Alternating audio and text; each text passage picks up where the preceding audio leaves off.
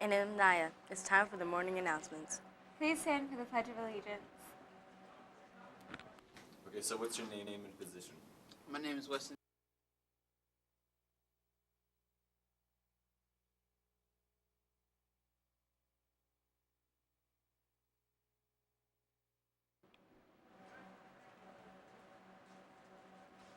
Today is Wednesday, April 12th. Today is National Only Child Day.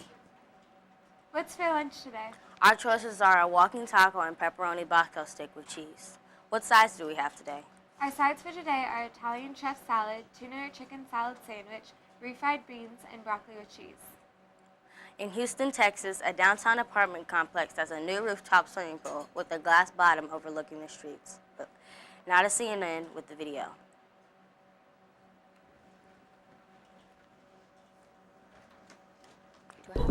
Right? That's the exact reaction most people had. Is this cool, or would you say this is super scary? There's a penthouse apartment in Houston, Texas, and it has a pool that makes it look like you're walking on air. This is 40 stories up. This is at Market Square Tower. They're billing this as the tallest pool in Texas, and the glass bottom sticks out 10 feet from the building. There's an 8-inch thick piece of curved plexiglass that, apparently separates you from disaster, but, you gotta be brave just to get inside this pool.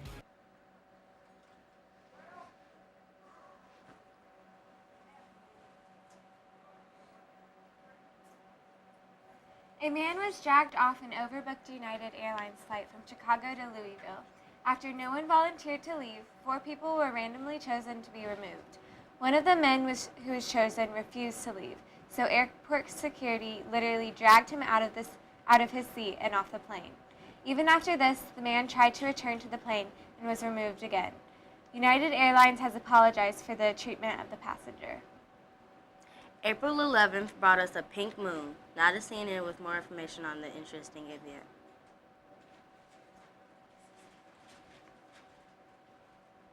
They named each full moon in every month to help them keep track of their planting and harvesting schedule. The full moon in April is known as the pink moon, signaling the first appearance of the wild ground phlox, one of the earliest spring flowers. When you have 2 full moons in a calendar month, the second one is called the blue moon. One of the more notable moons, the harvest moon in October, also known as the hunter's moon or the blood moon. This is when the leaves are falling off the trees and the animals are fat. So this signaled to tribes it was time to hunt all they could to get them through that long winter. And another thing to note is that the moon does not appear pink during the pink moon, red during the blood moon, or blue during the blue moon. The only thing that can really alter the way we see the moon is if there's a lot of dust, haze, ash, or smoke in the atmosphere. The moon can sometimes have an orange or red glow. The Fate of the Furious comes Awesome, out in man. Friday Every shake, without half price. its star Paul Walker, who died in a car crash in 2013, just after completing the filming of Furious 7. At the film's premiere, Vin Diesel said it has been difficult since losing his best friend. Now to Jacob with your sports report. Last night, softball and baseball played. Baseball lost 3-6, and softball tied 15-15. Tomorrow, baseball and softball play at home again.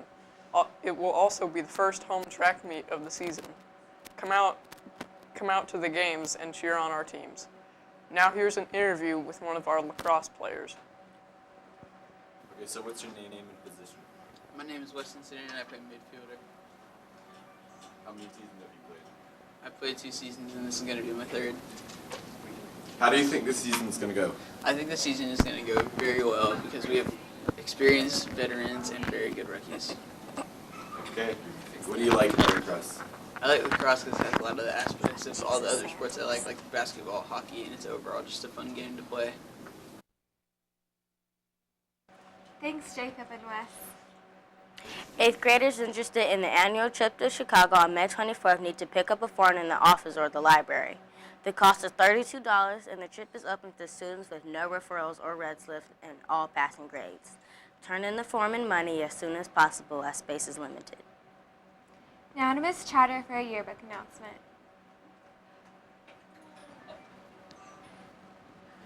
Okay, good morning. Sorry, everybody. I wasn't quite ready for that. I just wanted to give you some reminders. First of all, yearbook is still for sale.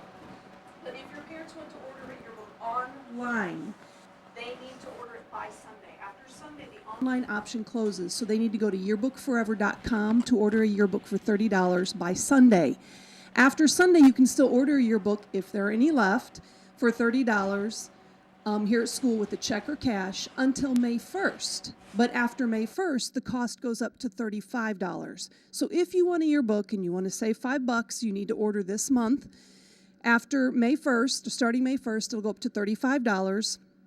In 8th grade, I just wanted to put in a little plug for you. If you are going on the Chicago trip or planning on going on the Chicago trip, you will get your yearbook before you go. So you will have it for the trip. You can have people sign it. You can check out the videos while you're on the trip, do all those kinds of things. But you've got to have a yearbook to watch the videos.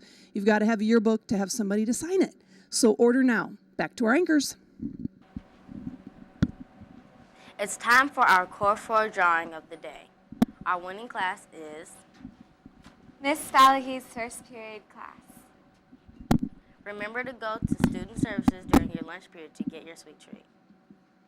And now to a book talk.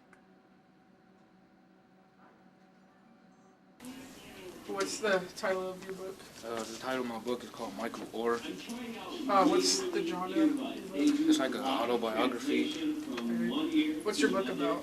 It's about it's like a movie, The Blind Side mixed with him because he was an orphan and he was like going through school and stuff. And he didn't have a family, and like a lady, she adopted him somewhat, and like he started his life in football and basketball and had to get his grades up and everything. What did you like about the book? I like the book personally because I like football, and like it talks about like how he went through the hard stuff. So it's like it kind of relates to me somehow. What's your recommendation? I mean, the book is cool. I want everybody to read it. There's an orchestra concert tonight in the performance gym. All are welcome. Tonight is the Spring Fling Dance and Easter egg hunt. Admission costs $1 and are on sale during lunches. The event begins at 5:30. Students attending the event must go home on a bus and return to school entering through door 1. Today's celebrity birthday is Beverly Cleary, who is turning 101. She is an award-winning author whose works include the Ramona Quimby series and the Runaway Ralph trilogy. On this day in history in 1861, the American Civil War officially started when Confederate soldiers opened fire on Fort Sumter. Our quote of the day is from Drake, who once said, "Sometimes it's the journey that teaches you a lot about your destination." Now to Mr. Harsher with the rest of your morning announcements. Have an amazing day, Bruins. Good morning, Bruins. I have 2 quick announcements. The first is in regards to your Chromebook and also our upcoming iStep testing. Many students are very well aware that iStep testing round 2 will start next Monday because many of you have done practice tests this week in language arts and math, and some of you even in social studies. So I want to make an announcement. We had a meeting this morning with our entire building staff, and I want to make sure you are hearing it from me directly that starting tonight, Wednesday, Chromebooks will not go home. They will not go home tonight. They will not go home on Thursday, and they definitely will not go home on Friday.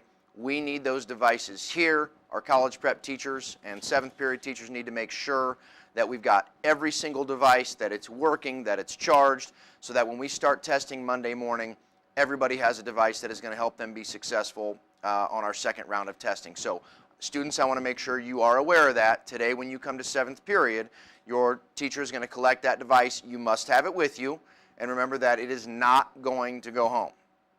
The second announcement that I want to make is just in regards to our building during class time. Over the last couple days, I've sort of been around. There seems to be a lot of movement during class time. And at the beginning of the year, we really talked about how our focus this year was going to be on valuing that instructional time. So I have encouraged our teachers to reduce the amount of student traffic in the hallway during class time. So understand, when you come to class unprepared and you don't have your Chromebook or you don't have your pencil or you don't have your notebook and you say, "Can I go to my locker?" there's a very good chance that your teacher is going to say no. And remember, that is because we need to make sure you are in class learning from your teacher and other students, not out walking in the hallway. You need to be responsible. That's one of our core 4 behavior expectations. You've got to be responsible and come to class ready to go. You should not be out in the hallways.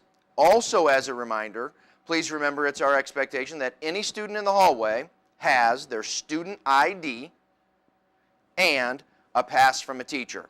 And I have instructed my administrators, my counselors, and our PSOs in the building that if a student is in the hallway without their ID and or without a pass from the teacher, that they are to be sent back to that classroom to get them.